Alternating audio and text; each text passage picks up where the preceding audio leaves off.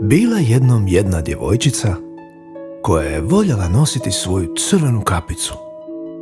Svi su je zvali Crven kapica.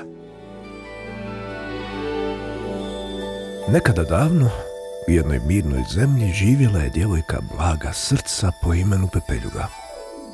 Imala je zlatnu kosu, tople oči i osmijeh koji je mogao otopiti i najtvrđe srce.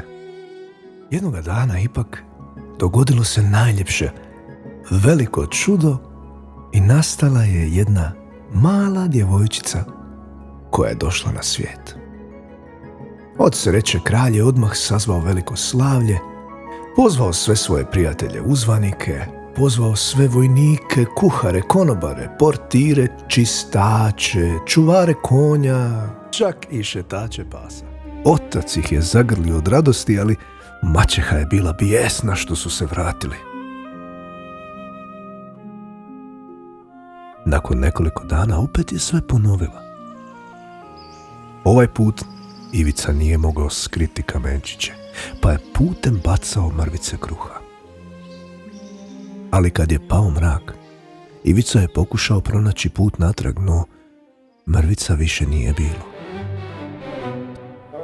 Nekada davno živio je car koji je volio ne ratove, ne knjige, ne ples, već odjeću.